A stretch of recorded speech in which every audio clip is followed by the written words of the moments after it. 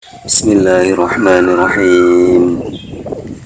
Wa an Abi Hurairah radhiyallahu anhu qala Rasulullah sallallahu alaihi wasallam, idza nashahada ahadukum falyasta'id billahi min arba'in, yaqulu Allahumma inni a'udzu bika min adzabi jahannama wa min adzabil qabri wa min fitnatil mahya wal mamati wa min syarri fitnatil masiihid dajjal. Muttafaqun alaihi. Wa fi riwayatin li muslimin, idza faraha ahadukum minat tasyahudil akhiri. Wan Abi Hurairah, lan kacerita saking sahabat Abi Hurairah radhiyallahu muga-muga ngrindani Allah sapa Allah alaihi ing atase Abi Hurairah. Kala matur sapa Abi Hurairah, kala dawuh sapa Rasulullah sallallahu alaihi wasallam, Rasulullah sallallahu alaihi wasallam rupane dawuh, idza tasyahada nalikane maca tasyahud sapa ahadukum salah suwijine sira kabeh, falyasta'il mongko becik nyuwuna pitulungan sapa ahadukum billahi ing Allah min arba'in saking perkara papat. Yaqulu dawu sapa Rasulullah, Allahumma inni a'udzubika ing Allahumma inni a'udzubika ila akhirih.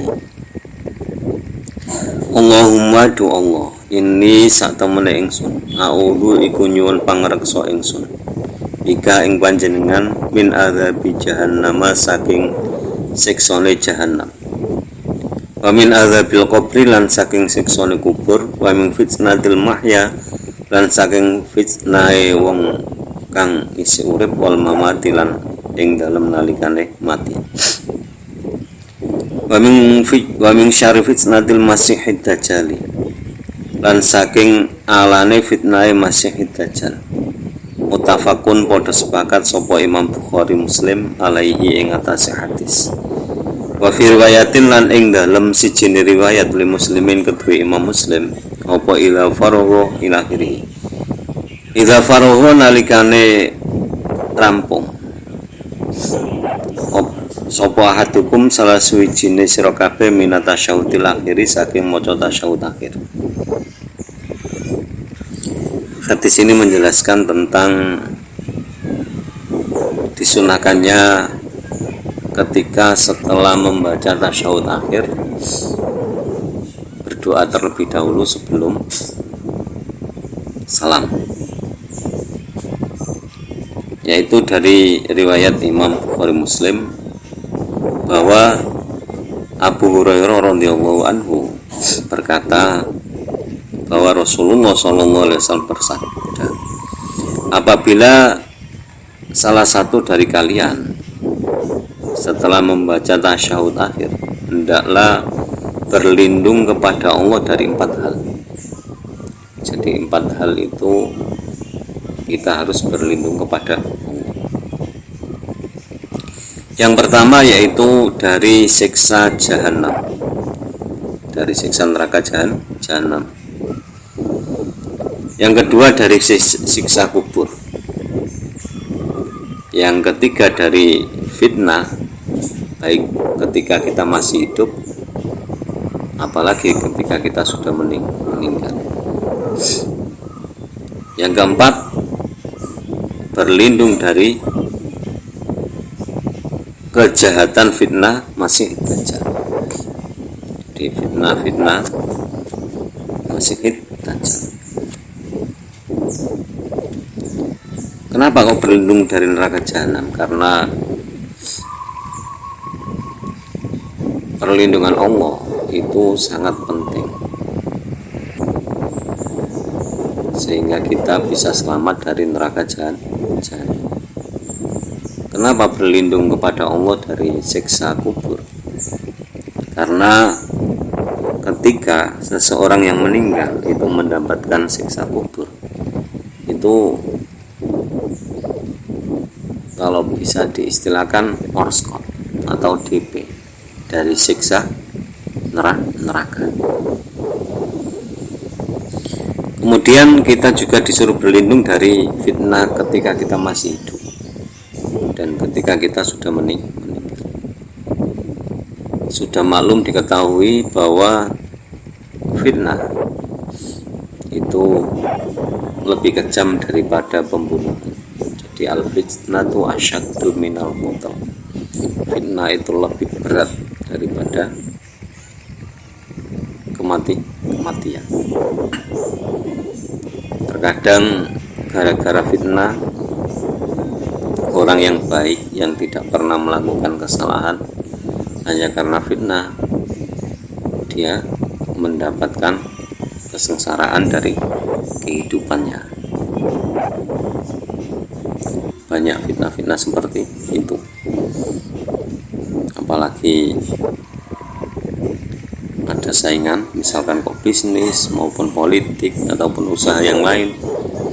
Itu kalau orang yang ingin mendapatkan validasi kemudian berprinsip bahwa dia harus diakui sebagai orang yang terbaik dari yang baik, kalau dia ingin menunjukkan diri dengan hal yang positif, tidak akan melakukan fitnah. Tapi karena kalau menghalalkan segala cara, jelas satu-satunya jalan itu fitnah.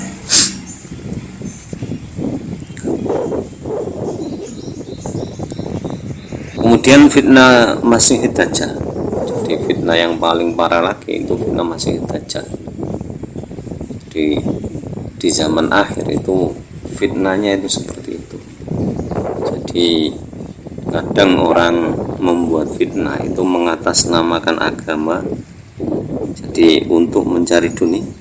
Jadi berkedok agama untuk mencari dunia sudah banyak sekali di zaman ini.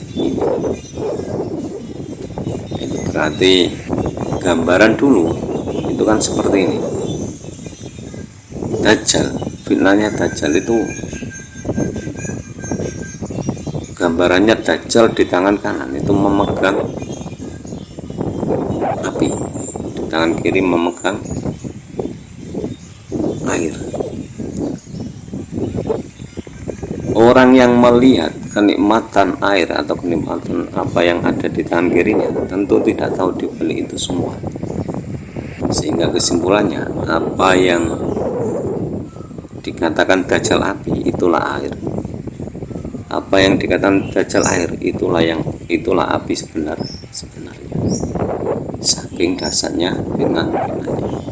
Jadi kebenaran itu disulap seolah-olah menjadi kesalahan, sedangkan kesalahan disulap seolah-olah menjadi kebenaran. Dan banyak orang yang terlena dengan fitnah itu.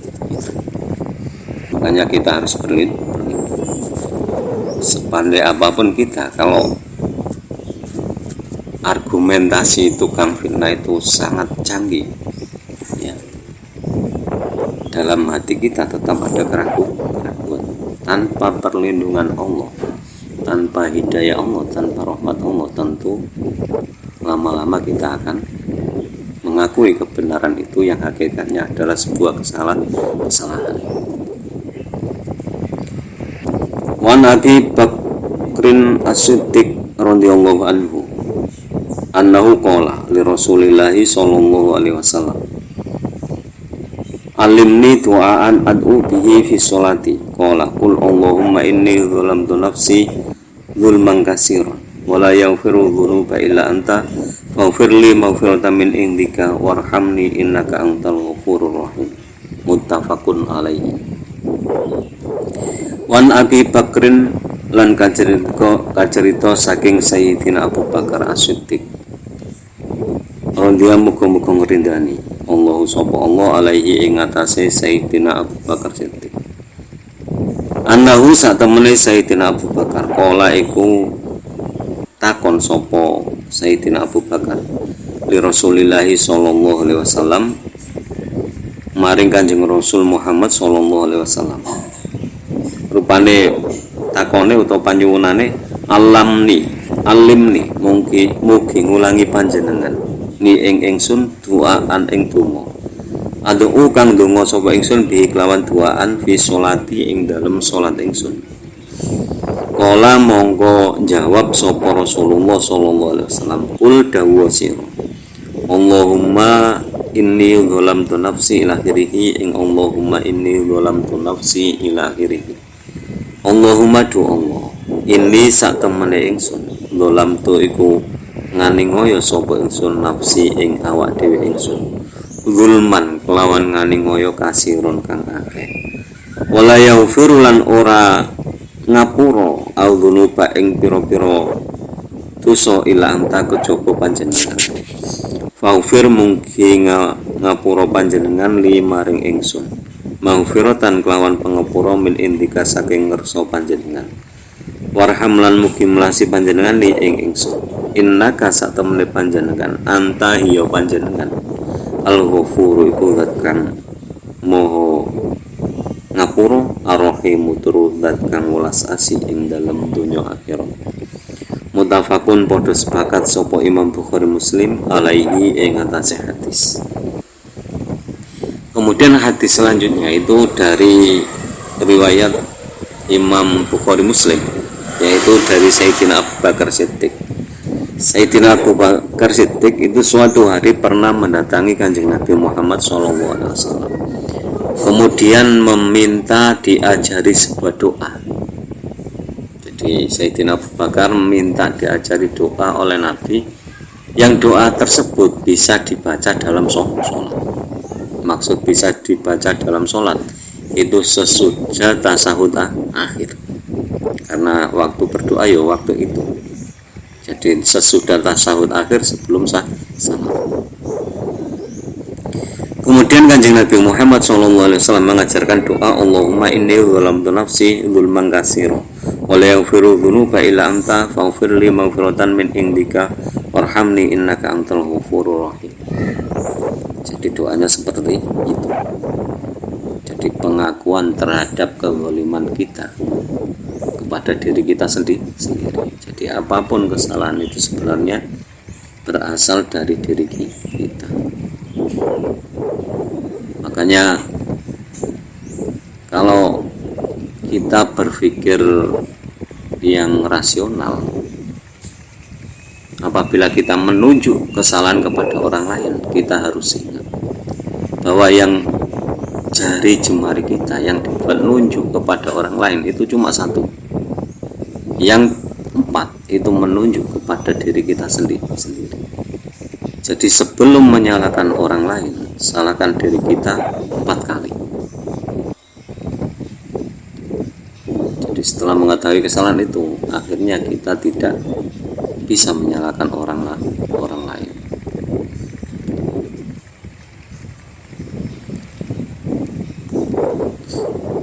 Jadi demikian penjelasan tentang doa-doa yang mutawatir yang diajarkan Nabi, yaitu doa dalam sholat sesudah tasyahud akhir dan sebelum salam. Semoga bermanfaat fi dunya wal akhirah. Kurang lebihnya mohon maaf. Semoga lantaran ngaji ini kita diberi tambahan ilmu oleh Allah, ilmu yang disertai hidayah. Semakin hari semakin bertambah ilmu dan hidayah, dan semoga